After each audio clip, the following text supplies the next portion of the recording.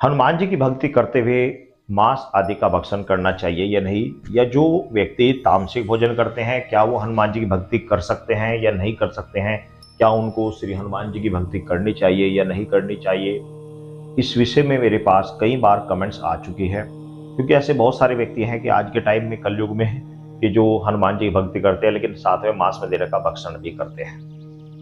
पहले सवाल आता है कि मांस वगैरह भक्षण करने से, लहसुन प्याज खाने से होता क्या है। पहले तो इस चीज पर आपको फोकस करना चाहिए।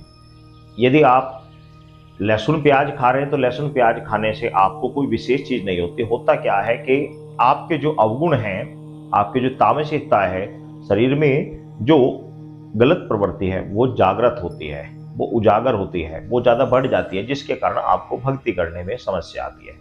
दूसरा, आपने लहसुन या प्याज युक्त यदि भोजन किया हुआ है तो आपको क्या आएगी, उस समय आपकी गैस पास होगी जो कि पूजा के दौरान वहां पर गंदगी फैलाएगी। दूसरा कारण कि मुंह के अंदर जब लहसुन प्याज का हम चटनी या इत्यादि कोई चीज खाते हैं तो मुंह में दुर्गंध होती है, जिसके द्वारा जाप किया गया जाप पूर्ण रूप से फलीभूत नहीं हो पाता।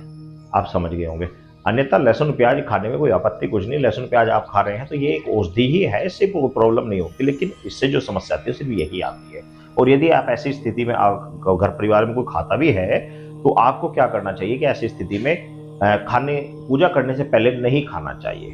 आपको पूजा करने से पहले नहीं खाना चाहिए और ऐसे समय में खाना चाहिए जिस समय आपके आसपास पूजा आप नहीं कर रहे हो। मान लो दोपहर में खा रहे हैं तो कोई बात नहीं, शाम को आप पूजा करने के 1 घंटे बाद खा रहे हैं, कोई आपत्ति नहीं है। तो ऐसी स्थिति, लेकिन अगर चल सकता है तो हो, नहीं चल सकता तो कोई बात नहीं। दूसरा होता है मांस मदिरा का। देखो भाई, मांस मदिरा का तो मैं 100% वर्जित ही कहूंगा। कारण कि आप जैसा आप अन्न खाते हैं वैसा ही आपका मन हो जाता है, ये 100% सत्य बात है। आप किसी भी जीव जंतु को खा रहे हैं, वो भी अन्य चीजों को खा रहा है, फल फ्रूट खा रहा है या चारा खा रहा है या दूसरी जो जीव जंतु को वो भी खा रहा है, आप उसको खा रहे हैं, उसके अंदर कितनी गंध भरी पड़ी है, आप उसके मांस से अपने आप को तृप्त कर रहे हैं, तो ये राक्षसी प्रवृत्ति है। ये राक्षसी प्रवृत्ति है। और आप राक्षसी प्रवृत्ति को रखकर, सामने रखकर, अगर आप चाहते हैं कि श्री हनुमान जी की अनुकंपा प्राप्त है, हनुमान जी आपके ऊपर आशीर्वाद दे, हनुमान जी आपके ऊपर मेहरबान हो, तो ऐसा बहुत ही कम होता है।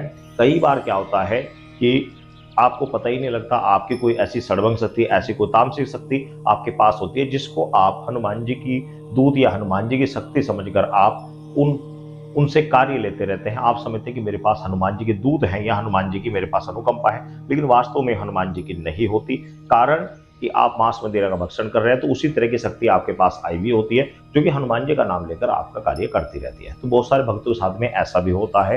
लेकिन मैं आपको एडवाइजर एक ही बात का दूंगा कि आपको मांस मदिरा का भक्षण बिल्कुल ही छोड़ देना चाहिए। यदि आप हनुमान जी को अपना इष्ट मानते हैं, हनुमान जी को अपना इष्ट मानकर हनुमान जी को अपना सर्वोपरि मानते हैं और हनुमान जी पर ही आपका पूर्ण श्रद्धा विश्वास है, तो आपको इन तामसिक चीजों को छोड़ देना चाहिए। वास्तव में भी इन चीजों का सेवन नहीं करना चाहिए, क्योंकि शास्त्रों विरुद्ध ही ये चीजें हैं। और दूसरी बात मैं आपको बता दे रहा हूं कि हमें किसी भी जीव जंतु की बलि देने का, किसी भी जीव जंतु का संहार करने का, किसी भी जीव जंतु को मारने का हमारा कोई अधिकार नहीं होता। ईश्वर ने हमें यह अधिकार नहीं दिया है। यदि हम एक अंडा भी खाते हैं तो भी हम एक बहुत बड़ा पाप करते हैं, तो इस पाप से हमेशा आपको बचना चाहिए।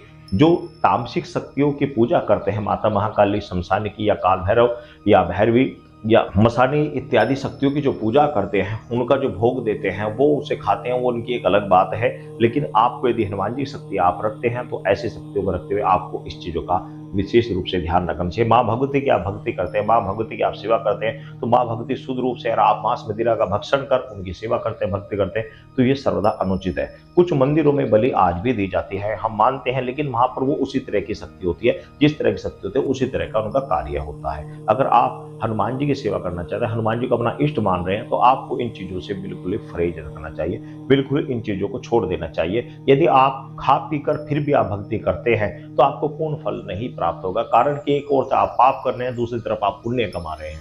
एक और आप पाप कर रहे हैं, दूसरी तरफ आप पुण्य कमा रहे हैं, तो आपको पूर्ति का पूर्ण फल नहीं मिल पाएगा। और दूसरा कि इधर आपने जो मांस मदिरा को आपने बनाया है, उसको खाया है, तो उसे खाने से क्या होगा, उसके खाने से एक सबसे बड़ी समस्या आएगी, आपका मन दूषित होगा, आपका व्यवहार दूषित होगा, आपके विचार दूषित होंगे, तो आपका मन भक्ति में पूर्ण रूप से लग ही नहीं पाएगा। और यदि परिवार में कोई व्यक्ति खाता है आप लोग ये अक्सर सवाल पूछते हैं कि परिवार में यदि कोई व्यक्ति खाता है तो हम क्या हनुमान जी की भक्ति कर सकते हैं? कर सकते हैं, कोई आपत्ति नहीं। परिवार में कोई यदि अन्य व्यक्ति खा रहा है तो उसका एक उपाय ये है कि आप अपने घर में जो भोजन बनाते हैं उसके अंदर इस तरह का भोजन बनाना बिल्कुल वर्जित कर दें, बिल्कुल बंद कर दें। घर में बिल्कुल सात्विक भोजन बनना चाहिए, बिल्कुल सात्विक होना चाहिए। यदि परिवार में कोई ऐसा व्यक्ति खाता है तो उससे कहे कि बाहर कहीं और से लेकर कहीं भी खा ले, लेकिन वह घर में पूजा स्थान के आसपास ना खाए, प्लस वो खाकर पूजा वाले मंदिर में या पूजा स्थान पर ना आए। और दूसरा, घर के जो बर्तन हैं, घर के जो रसोई है, घर का जो चूल्हा है, वहां पर ये चीज नहीं बननी चाहिए, क्योंकि अगर वहीं पर वो चीज बनेगी तो आपने रसोई अपनी झूठी कर दी, रसोई आपने गंदी कर दी। तो गंदी करते समय आपका ऊपर,